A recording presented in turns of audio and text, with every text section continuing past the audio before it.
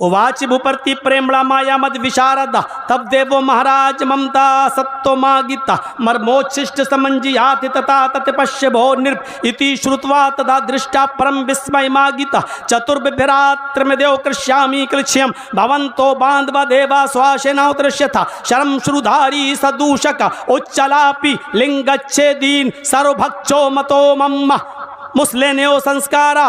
ये इतना स्पष्ट है भविष्य पुराण का प्रतिसर्परों का तीसरा खंड मंत्र नंबर 25, 26, 27, 28, 29, 30 मैंने लाइन से पढ़ दिया है। आखिरी नबी के मानने वाले जब इस भारत में आएंगे तो उनकी पहचान क्या होगी? शरम शुरूधारी, लंबी दाढ़ी रखेंगे, दाढ़ी में गांठ नहीं लगाएंगे। लंबी दाढ़ी, बहुत से हिंदू भाइयों को या सिखों को आपने देखा होगा, लंबी दाढ़ी हो जाती है तो बाल ऐसे कर लेते हैं, घुमा लेते हैं, उसको गुच्छा बना लेते हैं, लगता है जैसे नारियल का गुच्छा। वो देखिए आप, बालों को खुश्क कर लेते हैं, ड्राई कर लेते हैं, सुखा लेते हैं। तो ये इशारा किया, वो लंबी दाढ़ी रखेंगे लेकिन दाढ़ी में गांठ नहीं लगाएंगे। सदूषका, प्रतिक्रिया करेंगे, तवाफ करेंगे, चक्कर लगाएंगे यानी हज या उम्रा करेंगे, तब अपने बाल छिलाएंगे। देखिए, सदूषका, सर के पूरे बाल छिलाएंगे, चोटी नहीं रखेंगे। मुसलमान लोग जब हज करते हैं या उम्रा करते हैं तो सर के बाल छिलाते हैं कि नहीं छिलाते? पूरे बाल जब कटाते तो कोई टिक्की रखता है? नहीं रखता। आखिरी नबी के मानने वाले पूरे बाल छिलाएंगे लेकिन टिक्की नहीं रखेंगे, चोटी नहीं रखेंगे। हमारे हिंदू भाइयों में चोटी रखी जाती है, क्यों? क्योंकि वो मानते हैं कि शंकर जी की जटा से, शंकर जी की चोटी से गंगा जमुना निकली है। ये गंगा जमुना जो बह रही है वो शंकर जी की लटा से बह रही है, इसलिए गंगा का जल बहुत पवित्र माना जाता है। क्या चीज़ है वो? शंकर जी की लटा है। और जमजम जो निकला है अरब के अंदर, मक्के में खाने काबा के पास, तो वो जमजम जो है मेरे भाइयों, जिसका कुआं, तो आप देखिए हज़रत इस्माइल जहाँ एड़ियाँ रगड़ रहे थे वहीं पर हज़रत जिब्राइल ने अपना पर मारा था और वहीं से जमजम जारी हो गया। वहाँ शंकर जी की जटा है, यहाँ इस्माइल अलैहिस्सलाम के पैर की एड़ी है। देखिए कितना कितना मिलता जुलता मामला, कितना मिलता जुलता मामला। तो शर्म शुरूधारी, लंबी दाढ़ी रखेंगे, दाढ़ी में गांठ नहीं लगाएंगे। सदूषक का, प्रतिक्रिया करेंगे, परिक्रमा करेंगे, चक्कर लगाएंगे, खाने का बागा तवाफ करेंगे, सर के बाल छिलाएंगे तो चोटी नहीं रखेंगे, टिक्की नहीं रखेंगे। उच्चलापी, मंदिरों में पूजा करने के लिए घंटा बजाया जाता है, लेकिन अंतिम ऋषि के मानने वाले अपनी पूजा के लिए घंटा नहीं बजाएंगे। उच्चलापी, ऊंचे स्वर में आलाप करेंगे, अर्थात आजान देने वाले होंगे, अर्थात वो अपने जबान से जोर जोर से आजान देंगे, आलाप करेंगे, आजान देने वाले होंगे, घंटा नहीं बजाएंगे, आजान देंगे। ये पहचान पूरी देखते जाइए किसके अंदर पाई जा रही है। लंबी दाढ़ी रखेंगे, गांठ नहीं लगाएंगे, कौन है? बाल पूरे छिलाएंगे, चोटी टिक्की नहीं रखेंगे, कौन है? उच्चलापी, मंदिरों में घंटा बजाया जाता है लेकिन वो अपनी पूजा के लिए घंटा नहीं बल्कि जबान से बुलाएंगे, यानी आजान देंगे। और आजान के जुमले वर्ड्स क्या होंगे? अस्मल्लाम इल्लल्लाह मित्रा वरोड़ो इल्लल्लाह इल्लल्लाम इल्लल्ले मित्रा वरोड़ो इल्लल्ले इल्लल्लाम मोहम्मद रसूल रकबरस अस्मल्लाम इल्लल्लाह इल्लल्ले मित्रा वरोड़ो इल्लल्ले इल्लल्लाम। ये आजान होगी उनकी। अस्मल्लाम इल्लल्लाह मित्रा वरोड़ो इल्लल्लाह इल्लल्लाम। अल्लाहु अकबर की एक बिगड़ी हुई शक्ल, इल्लल्ले मित्रा वरोड़ो इल्लल्ले इल्लल्लाम। अशहदु अल्ला इलाहा इल्लल्लाह की बिगड़ी हुई शक्ल, अशहदु अल्ला इलाहा इल्लल्लाह की बिगड़ी हुई शक्ल। मोहम्मद रसूल रकबरस, मोहम्मद अल्लाह के रसूल होंगे। अशहदु अन्ना मोहम्मद रसूलुल्लाह की बिगड़ी हुई शक्ल, यानी वो अजान देने वाले होंगे। देखिए कौन अजान दे रहा है? लिंगच्छेदीन, खतना कराने वाले होंगे। आखिरी नबी के मानने वाले जब भारत में आएंगे तो सब खतना कराने वाले होंगे। दुनिया में मुसलमान ही एक ऐसी कौम है, ईसाई भी खतना कराते हैं, यहूदी भी कराते हैं, लेकिन मुसलमान एक ऐसी कौम है जो इसको सुन्नत समझती है और हर हाल में खतना कराती है। दो सुन्नतों पर मुसलमान हर हाल में अमल करता है। एक सुन्नत है शादी जो हर नौजवान करता है, और एक सुन्नत है खतना जो हर मुसलमान अपने बच्चे का करता है। आज तक चला आ रहा है, इब्राहिम अलैहिस्सलाम के ज़माने से लेकर मोहम्मद तक, और मोहम्मद रसूलुल्लाह के ज़माने से लेकर आज तक, और क़यामत तक मुसलमानों के घरों में जब बच्चे पैदा होंगे तो उनका खतना होता रहेगा। खतना कराने वाले होंगे लिंगच्छेदीन, वो सब खतना कराएंगे। कौन? मोहम्मद साहब के मानने वाले सब खतना कराने वाले होंगे, और सर्वभक्षो मतो मम्मा, सब कुछ खाएंगे। वो मांसाहारी भी होंगे और शाकाहारी भी होंगे, वो सब्जी भी खाएंगे और गोश्त भी खाएंगे, लेकिन हर जानवर का गोश्त नहीं खाएंगे। हर जानवर का गोश्त नहीं खाएंगे, वो वही जानवर खाएंगे बिना कौलन चपशवश तेषाम, बिना कौलन चपशवश तेषाम। वो हर जानवर नहीं खाएंगे, उसी जानवर को खाएंगे जिस जानवर पर कौल, जिस जानवर पर मंत्र पढ़ा जाएगा, जिस जानवर पर मंत्र पढ़ा जाएगा तभी वो हलाल होगा। यानी वो बिस्मिल्लाही अल्लाहु अकबर कहकर जिस जानवर को ज़िबा करेंगे उसी जानवर को वो खाएंगे, हर जानवर नहीं खाएंगे। मुस्लिने और इनको मुसलमान कहा जा रहा होगा। मुसलमान तो ही जातियो द्युदशा, सारी कौमें सारी बिरादरियां इनको मुसलमान के नाम से जानेंगी। ये हिंदू धर्म की किताब में लिखा है, सारी बिरादरियां सारी कौमें सारी जात उनको मुसलमान के नाम से जानेगी। तो बताइए कौन है लंबी दाढ़ी रखने वाले, दाढ़ी में गांठ न लगाने वाले, परिक्रमा करते वक्त तवाफ करते वक्त अपने सर के सारे बाल छिलाने वाले, चोटी न रखने वाले, आजान देने वाले और खतना कराने वाले और सब कुछ खाने वाले, हर जानवर नहीं बल्कि हलाल जानवर खाने वाले। मेरे भाइयों, कहा ये आखिरी नबी के मानने वाले होंगे, लिहाजा आखिरी नबी की शरण में चले जाओ, आखिरी नबी के शरण में आ जाओ। यानी हिंदू भाइयों से कहा जा रहा है कि जब ऐसे लोग भारत में आ जाएं तो यही तुम्हारा सत्य धर्म होगा, तुम उस धर्म में शामिल हो जाना, उस धर्म में चले जाना। गले में जब डाला जाने लगा तो हजरत खुबैब से कहा गया, अय खुबैब, आज तो तुम भी सोच रहे होगे कि जिस मोहम्मद की वजह से मुझे इतनी तकलीफ उठाना पड़ रही है, मेरी जान तक जा रही है, आज मोहम्मद इस जगह पर होते और मैं बच जाता, मोहम्मद के मेरी जान बच जाती और मोहम्मद मारा जाता। आज तो तुम्हें भी लग रहा होगा कि मोहम्मद की वजह से मुझे सूली दी जा रही है, काश मेरी जगह मोहम्मद को फांसी दी गई होती और मुझे छोड़ दिया गया होता। हजरत खुबैब ने देखा फांसी का फंदा गले तक आ गया है, मुस्कुराते हैं और काफिरों को ये जवाब देते हैं, आए काफिरों, तुमने बहुत छोटी बात की है, तुमने बहुत गिरी हुई बात की है। क्या मैं ये चाहता हूं कि मोहम्मद फंस जाऊं और मैं बच जाऊं? अल्लाह की कसम, अगर तुम मोहम्मद रसूलुल्लाह को मेरे सामने ले भी आओ और ये कहो, आए खुबैब, सिर्फ मोहम्मद के पैर में कांटा चुभा लेने दे, मोहम्मद के पैर में सिर्फ कांटा चुभा लेने दे, मोहम्मद के पैर में सिर्फ कांटा हमको चुभाने की इजाजत दे दे, मैं तेरी जान बख्श दूंगा।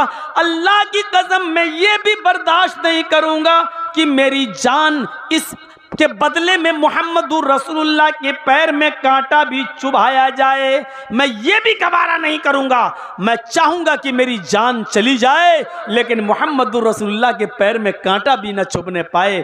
मैं अपनी जान दे दूंगा लेकिन नबी के पैर में कांटा भी नहीं चुभने दूंगा। मेरे भाइयों, ईमान जब किसी के अंदर घर करता है तो उसके अंदर ये स्पिरिट पैदा होती है, उसके अंदर ये ताकत पैदा होती है। आप हम सब अपने गरीबानों में झांक कर देखें, क्या ईमान हमारे अंदर है? क्या ये स्पिरिट हमारे अंदर पैदा हुई? और जब ईमान हमारे अंदर नहीं होता है तो आप देख लीजिए, बदलने में ज़्यादा टाइम नहीं लगता। आजकल बहुत नाम लिया जा रहा है, जितेंद्र नारायण त्यागी का है, नाम मत लीजिएगा उसका। पहले क्या नाम था छोड़िए, भूल जाइए। दो दो कौड़ियों के लोगों के नाम नहीं लिए जाते हैं। देखिए, जब किसी के अंदर से ईमान निकलता है तो इंसान कहां से कहां पहुंच जाता है। चले थे साहब कुरान बदलने, चले थे कुरान की 26 आयतों को निकलवाने। कसम खाया था कि मैं इस कुरान को बदल के रहूंगा, इस कुरान को चेंज करके रहूंगा, इस कुरान को हटा के रहूंगा, 26 आयतें उसकी निकलवा के दम लूंगा। चला था कुरान बदलने, अल्लाह ने ऐसा बदला कि मेरी किताब को बदलने का सपना देखने वाले, देख मैंने तुझी को बदल डाला। तेरी औकात क्या है कुरान को बदलेगा? तू 26 आयतों की बात करता है।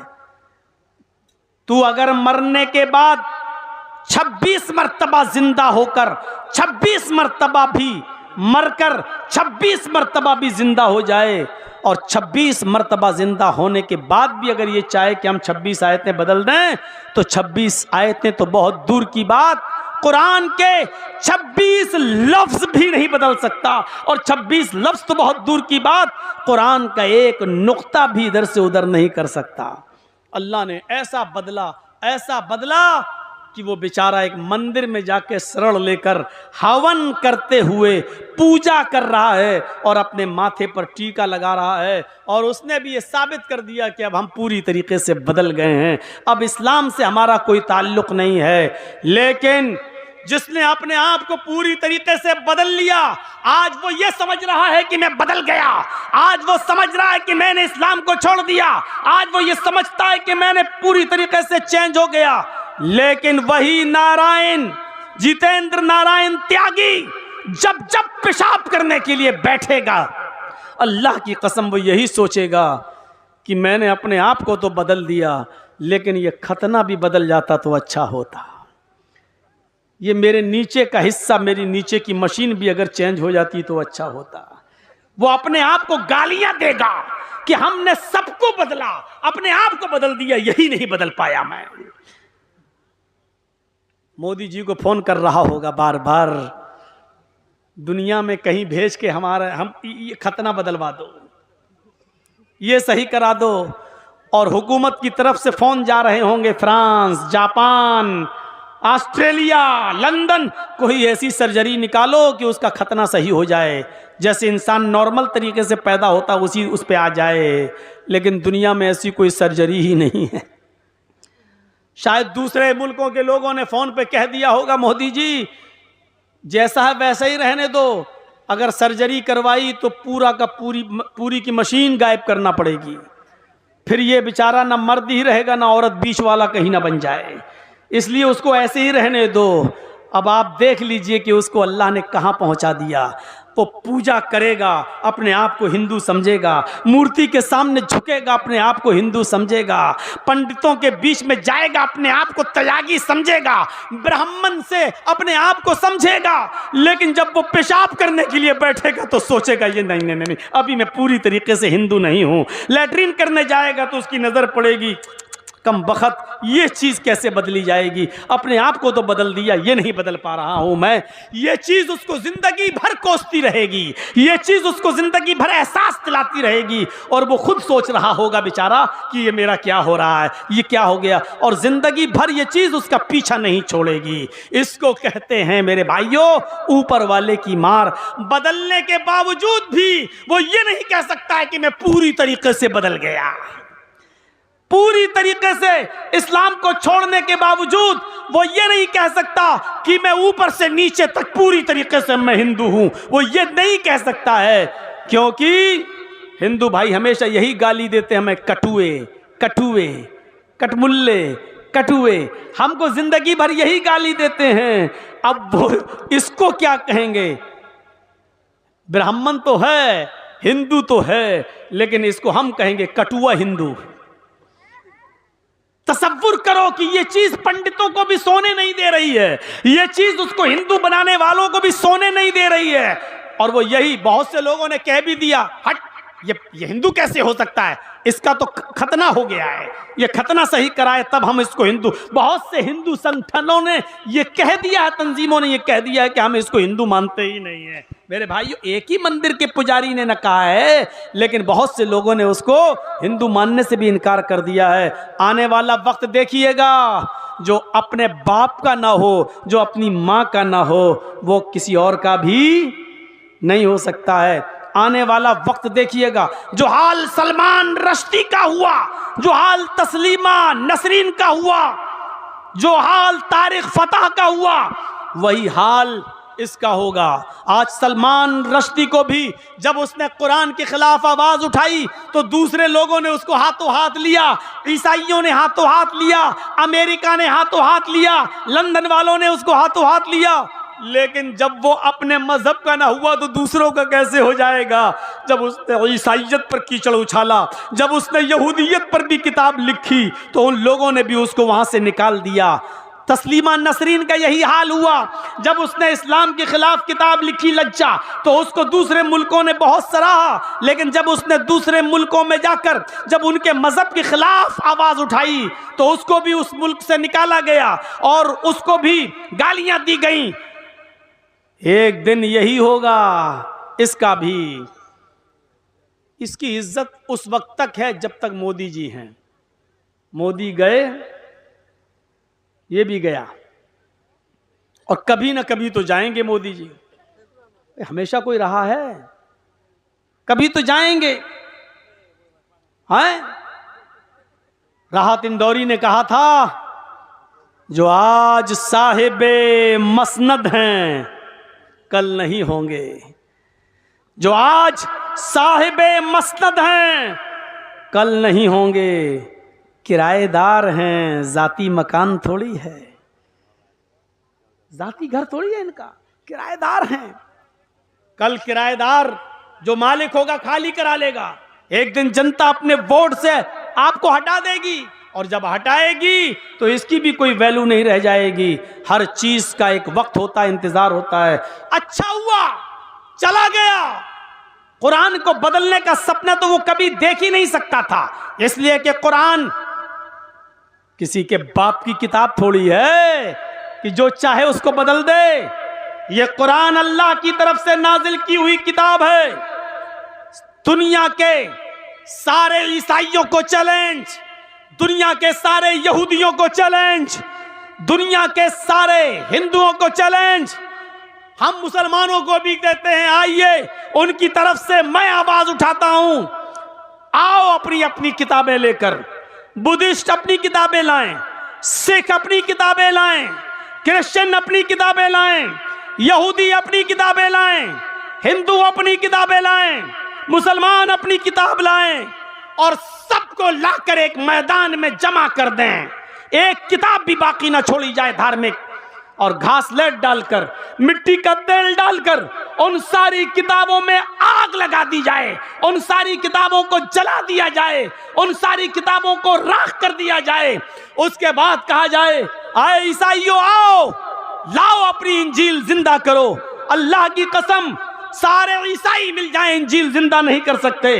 आओ यहूदियों, आपकी अपनी किताब तौरात जिंदा करो। यहूदी मर जाएंगे, तौरात जिंदा नहीं कर सकते। आओ बुद्धिस्टों, अपना बुद्धिज्म जिंदा करो। बुद्धिस्ट लोग अपनी किताब नहीं सुना पाएंगे। आओ सिखो, तुम अपना गुरु ग्रंथ पेश करो, वो भी नहीं कर पाएंगे। सारे धार्मिक विद्वानों से कहो अपनी अपनी किताबें जिंदा करो, नहीं कर पाएंगे।